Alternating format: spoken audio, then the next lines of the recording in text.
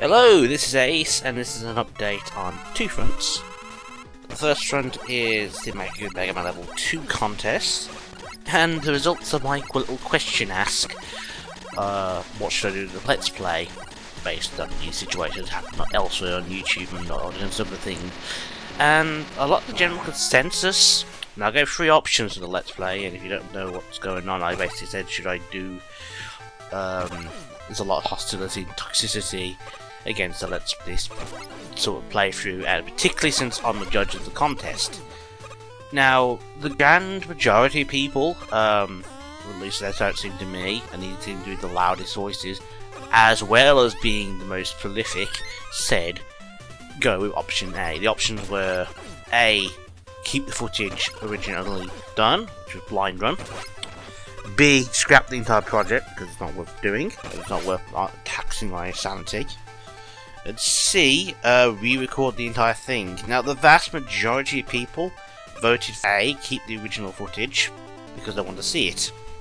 And a lot of people believe I shouldn't censor myself because some idiots, and I've got to say, guys, I'm really grateful for everyone that said something, and yeah, I'm really grateful for the feedback I got, because it's great, it's really great. It makes me feel happy to receive such feedback. Quite a few people suggested a mixture of options A and option C, which was to have the original footage but also record on top of that perhaps new footage and new commentary based on hindsight.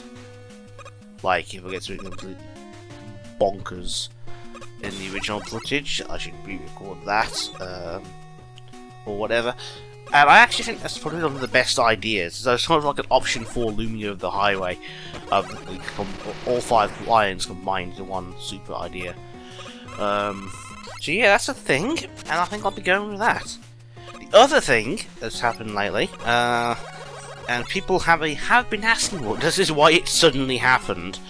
There's been a couple of reasons why this suddenly happened, and one of the reasons people have asked for this is, I think it was 2015, I released a fan game called Quint's Revenge. Now, it hasn't featured much on this channel. I'm going to try and rectify that at some point. So this is probably the first mention of the original game on this channel. Is Quint's Revenge 1 has received an update which fixes a significant amount of the issues with the original game.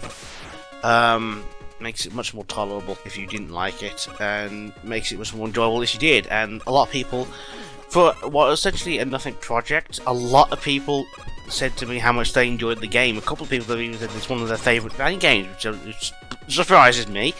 But I guess it's because it's like different compared to like the other Mega Man fan games out there. Different enough, should I say. So yeah, Quint's Revenge has received an update. What's the update? I'm going to quickly go through it here.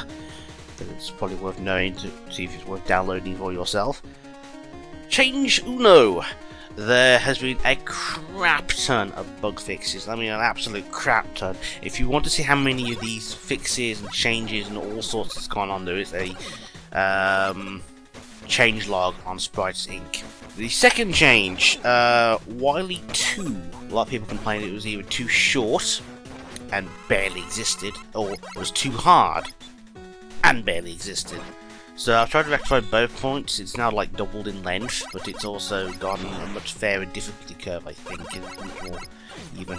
The third change is a lot of the bosses have been revamped in some way, from either having tweaks to their timings. Some of the easier ones have been made harder, some of the harder ones have been made easier, and so forth. And at least, to my knowledge, 3 bosses have got completely revamped attack patterns, completely revamped. Magnet Man sticks out of having a completely new attack pattern, as does the final boss. But the final boss has got a heavily modified attack pattern, should I say.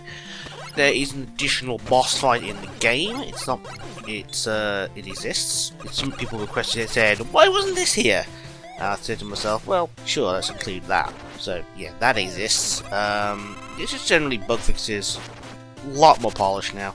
And the final set of changes is quite a bit of the things from Quint's Revenge 2, some of those new features, have made their way into the original game. We're talking the energy balancer feature, the dash mechanic is now more like the second game where you can just hold screen transitions and have them press the button again. afterwards. There's also a charged shot been added, but this is New Game Plus, so you have to beat the game first and you will unlock it for future playthroughs, and you can have a mode select between the original Buster or the charged shot. So that's cool. Charged shot is hideously overpowered in games where it's not designed for. Just saying. It slaughters so much, so it might be a fun way to play through the game again.